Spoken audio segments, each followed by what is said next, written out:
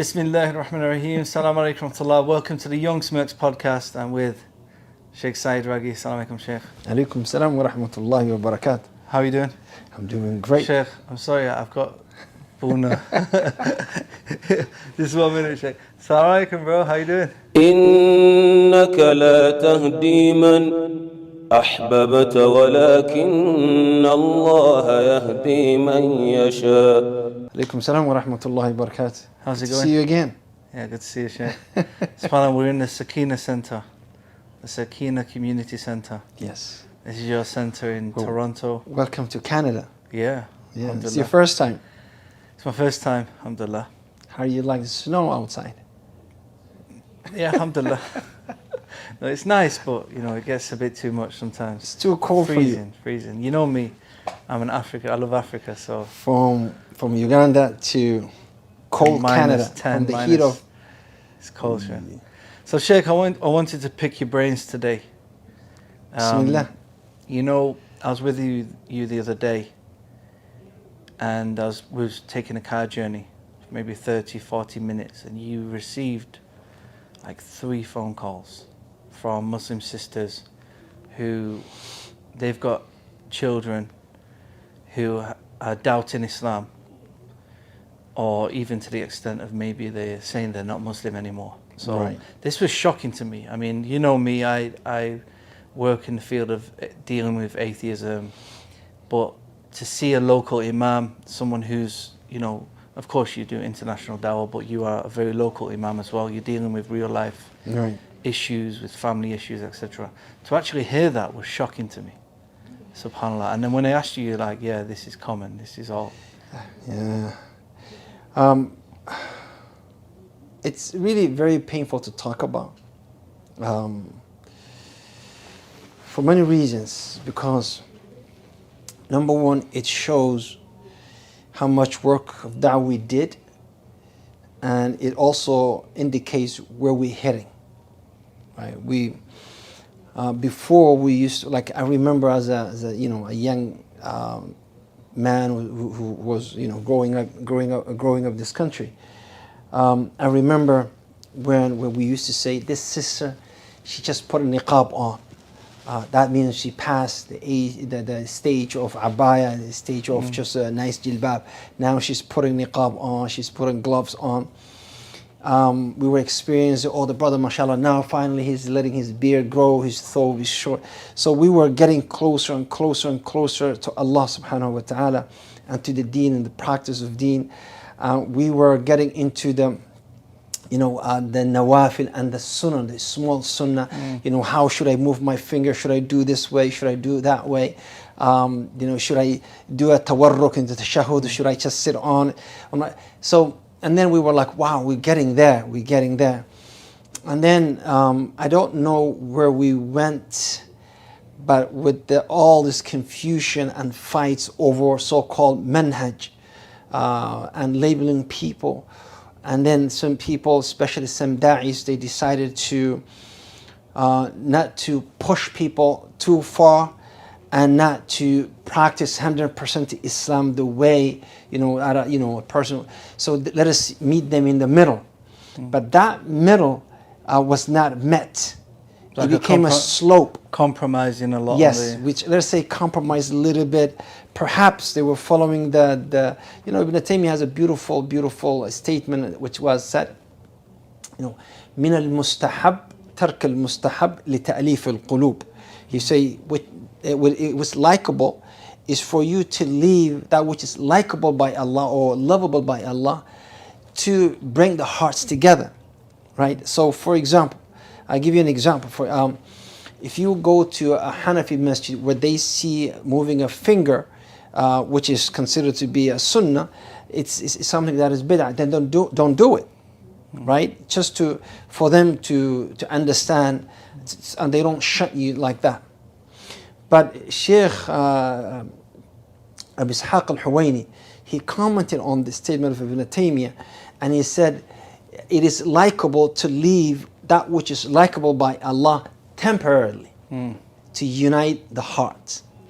So what would happen with this a layer of da'is, or English-speaking da'is. I think we thought by compromising a little bit, bringing, leave this and be in the middle, we realized we were on a landslide.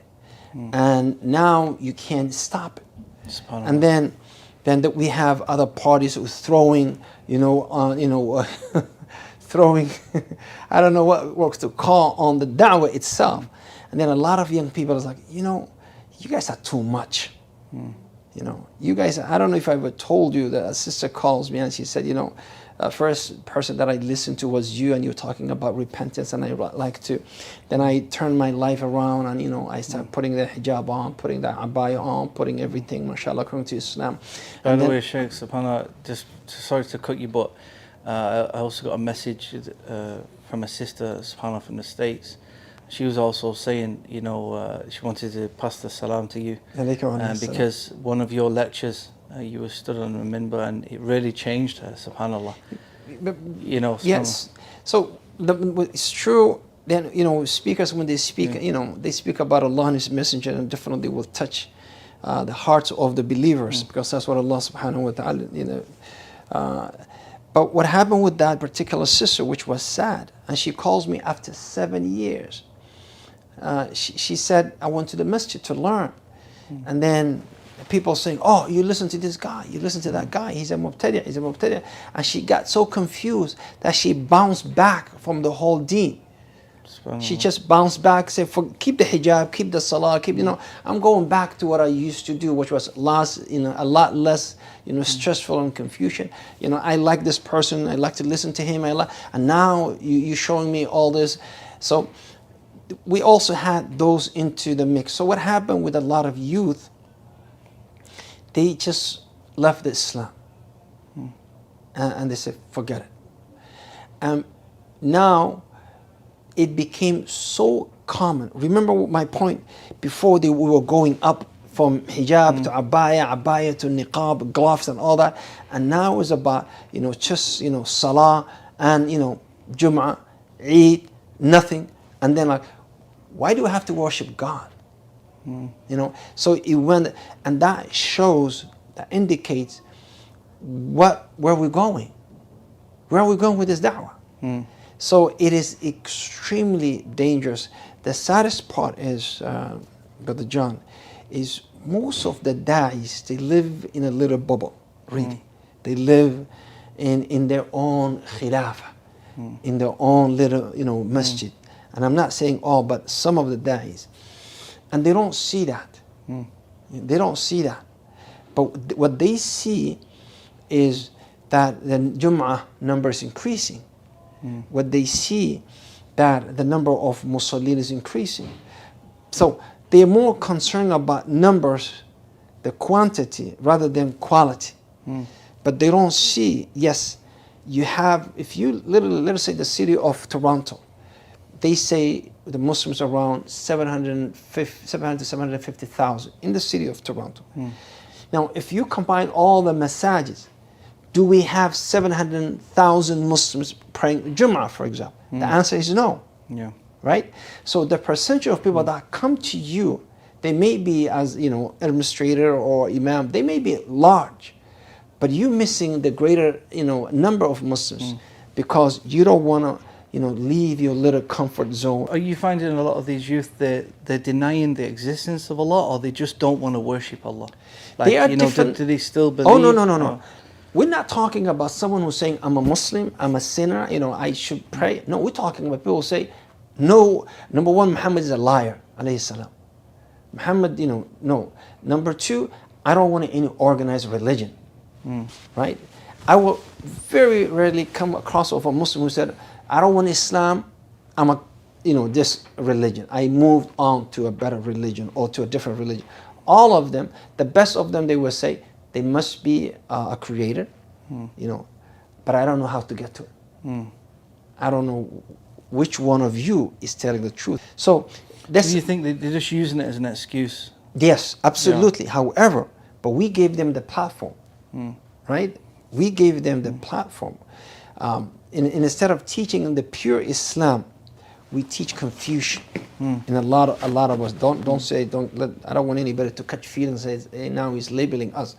But a lot of us, we don't teach the correct, and at the same time, we're more concerned about how much he memorized, how much material that he has, rather than how much of that he understood or she understood. I'd rather have a child who memorized 10, even 20, alhamdulillah, juz amma, who really understand what they memorize, rather than someone with 30 juz who don't understand anything about it. So there are confusion. At the same time, university, that's where all the problem. And us as imams, we really don't have presence in where the da'wah should take place.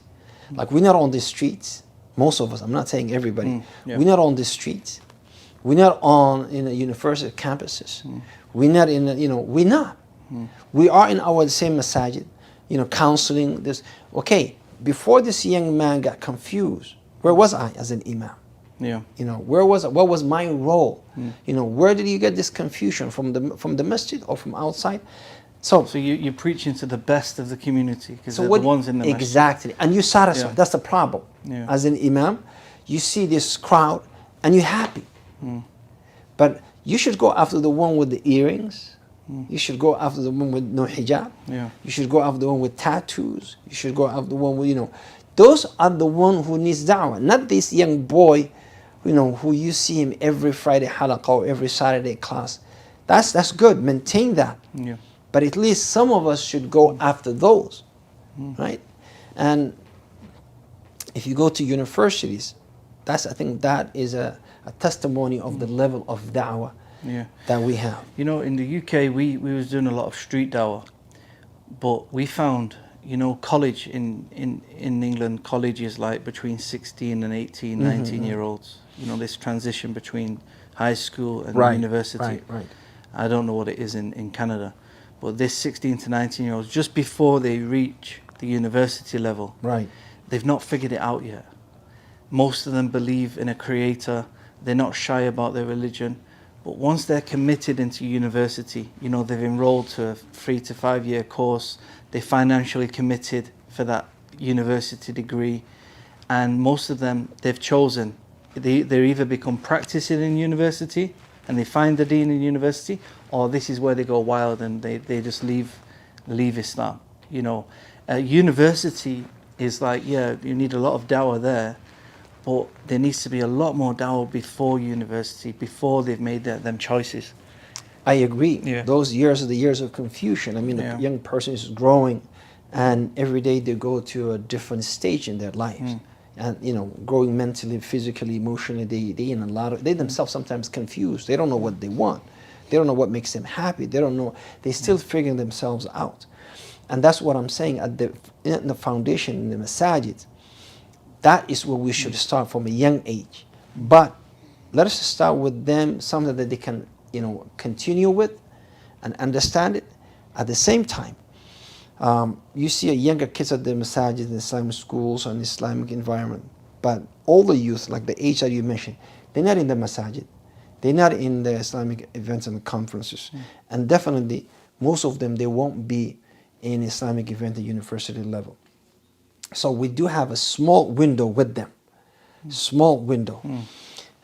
That window, that's when you really need to inject all your imaniyat, all your spirituality, all the education, Islamic education, all the guidance, so they can, survive through the years of higher education.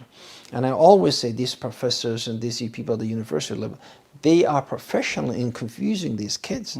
And they themselves, they believe in something, and they want, pass on to these students who are coming to them with, clear heads, clear mind, they want direction. And these people, they say, don't worry about God. God does not exist. It's just an illusion, somebody to control you. You was telling me about some youth who they chose to study Islamic studies. Yeah.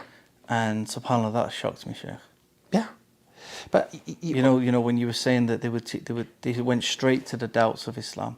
Yes. They went straight to things like slavery, hijab.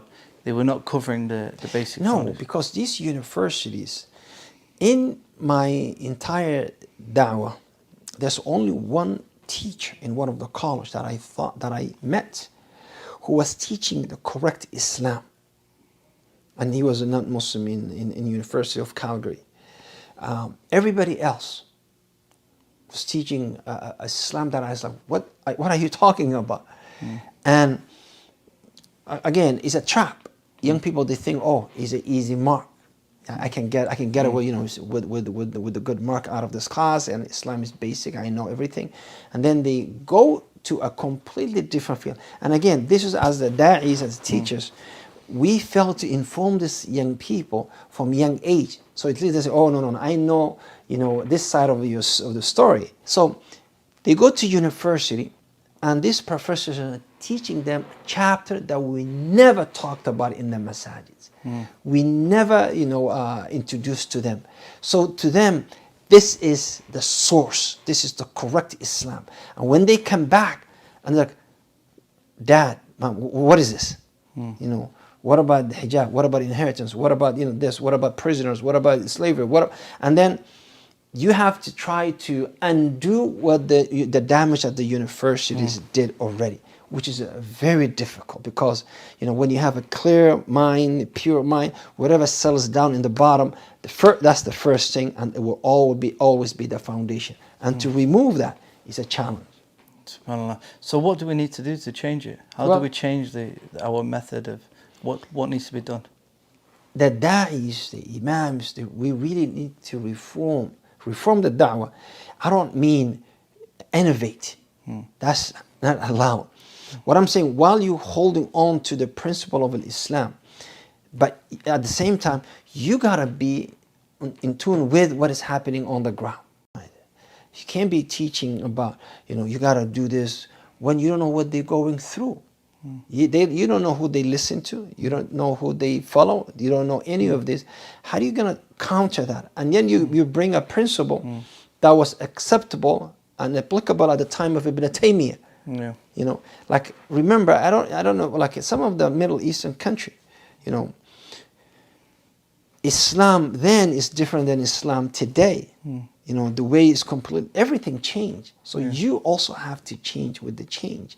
Again, don't deviate from the teaching of Islam, but try to maintain the need of the young people. Yani Allah subhanahu wa ta'ala said in the Quran, كَذَلِكَ جَعَلْنَاكُمْ أُمَّةً وَسَطًا, that, you know, that's we made you a middle path nation. You don't go either extreme. You don't go, you know, everything is haram and you become haram police, and you don't go everything is okay. Allah is Ghafur Rahim. You know, this is how, you know, deviant sects did before. The problem with that right now, and I see from some da'is, they can't even maintain the level that they at. Every year they go lower. Like they're not going, okay, let's go back to the principle with these people that, you know, I have them, let me pick them up. It's more like that. I have them, let me go lower. And it's like a dark ocean, and you keep going deeper and deeper and deeper away from the light of Islam, to the point that you're the only light, so you start deviating, you start, you know, fabricating, and it's an extremely dangerous thing. And that's what I was telling you. You know, some of the da'is now, they want to water down Islam, but they water down too much that they themselves are sliding to the slope. They don't know where to stop. Yeah. And that's dangerous. You know, I remember when a beer was sunnah, and I remember the same guys were saying, well, you got to have a fist. Okay, so that's, we accept. And then they were going, oh, no. In this madhab and that madhab, you should have a beer. It could be anything. It could be any beer. You know, it could be just a laser size, you know, laser cut beer. You know, and they're like, well, if you just have it little on your chin, that's also acceptable. So, and at the end, it's like, well, it's not actually a must. Sheikh, just to clarify, you don't shave your beard, do you? No, actually, I don't. Because that's how much Allah gave me. Because I think you told me there's a brother, he'd been shaving his Yes. his beard to look like you, right? And it was a funny incident. The brother came to me. I was getting on the minbar running to the khutbah, and he said, "Hey, brother, I love your khutbahs. You know, I do everything. I wear your kufi and I wear your thobe. I even shave. It's like a Pakistani, brown brother. You know how brown brothers they have a lot of hair, facial hair. He said, I shave my beard so I can look like you. I said, brother, come on. I used to dream having a thick beard. Wallahi, I was in my sleep and I'm thinking, I'm in a dream that we have a big, thick beard. MashaAllah, you know. But that's how much Allah gave me. Yeah. Sheikh, I want to speak about a recent issue. It's fairly, you would say, controversial, but I want to kind of just clarify this point really, because in this day and age we've got a lot of media trying to attack Islam, and they try to pick on certain principles of Islam, one being marriage. In Islam teaches that a man, is permissible to have 4 wives. Right. So I know recently in Toronto there was a media crew going round trying to kind of speak to different imams, trying to catch people out to see if imams are kind of doing 2nd, 3rd, 4th marriages within the mosque. Basically it's just to kind of create a lot of confusion about Islam, try to make Islam look bad, etc. One of the things I was thinking is, of course, in the Western world, places like England, Canada, America, it's totally fine within their laws to have as many boyfriends and girlfriends as one pleases. And this is something that is promoted in the media, it's promoted and praised and celebrated, amongst the movie stars, the music stars, the music, the movies. All the movies have a love story in them and the marriage is not included. So it's totally fine from a cultural perspective within the Western world that one can have a partner outside of marriage, and multiple partners if you like. And then at the same time they're kind of throwing dirt on Islam to try to make Islam look bad, to say, well, you allow 4 wives and this is not right, etc. When in reality in the Western world they don't accept Islamic marriages in the first place, Right. Because technically an Islamic marriage done within the Western world, I mean, there was just a recent court decision by a judge in the UK, which he's ruled that the legal status of an Islamic marriage is that it's not valid. It's not valid. It's Right. not legally binding. It's just like under English law, which I'm guessing it would be the same in Canada, it's just like a boyfriend and girlfriend. So when we talk about so-called Islamic marriages in the West, it is basically legally boyfriend and girlfriend in that sense, as long as one doesn't register with the government, etc. But there's all this hype around, this trying to throw dirt on Islam, and I just wanted to clarify, to the people, I want to talk about this subject because, some youth have doubts about this, even some adults, some Muslims, and how does this fit into a modern day secular society? Let's go back a little bit about the beginning of history and the teaching of the prophets. Starting from Noah alayhi salam, he had more than one wife.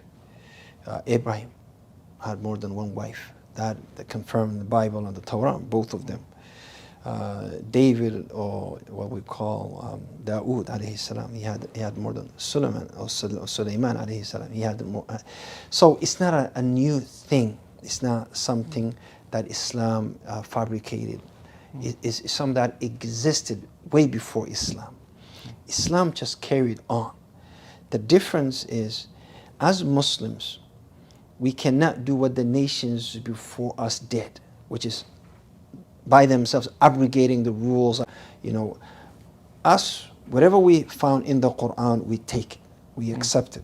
We don't have the authority to filter it, temper with it, change it, add it. We can't.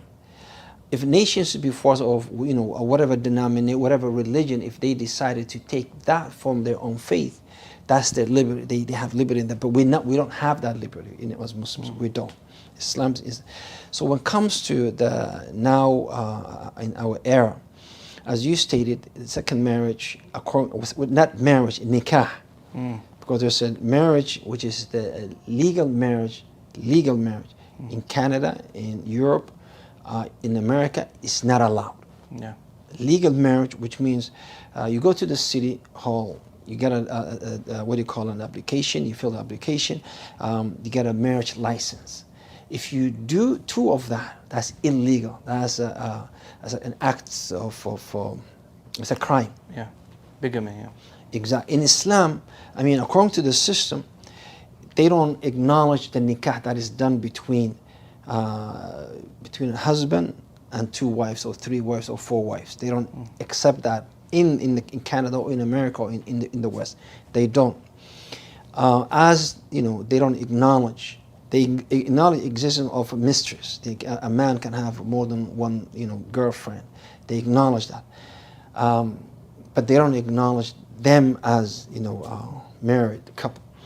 So, what I always say to the people who wants to get married, I say you can't get married. You cannot have two marriage licenses because it's illegal. But if Islamically, are we allowed to have more than one wife? You can't say no, because Islamically you are allowed. That's part of your Sharia. It is not must. This is very contradictory from their perspective, because there are more women in the world than men in every society, apart from India, Right. incidentally, because the parts of India are known for killing Girls. the girls, Yes, the baby and by the girl. way, it's illegal to have ultrasound before delivery, because now if your wife is pregnant in India, they can't tell you the gender of the child, Oh, subhanAllah. because they will kill Yeah. the girl if Yeah. she's Yeah. So aside from India, in every country, statistically, there's more women than men. So when we're talking from an Islamic perspective, that there's only one way to have intimacy, and that's through heterosexual marriage, between a man and a woman. And so, in fact, Islam provides a solution for this issue in society. And that's the key word, solution. So this is a solution to an existing problem. Tell me any other way that you can solve this problem. SubhanAllah. Tell me any other way. Jazakallah khair, Sheikh. Very insightful. Inshallah. I'm going to reserve my opinions. I'm going to watch it back and see, and if I agree, if not, I'm going to write a PDF about you, Sheikh. And I ask Allah to accept it from you, and I ask the people, to accept it from you as well. And, may Allah put good words in our mouth and good wisdom Ameen. in our Ameen. mouth. Ameen. إنك لا تهدي من أحببت ولكن الله يهدي من يشاء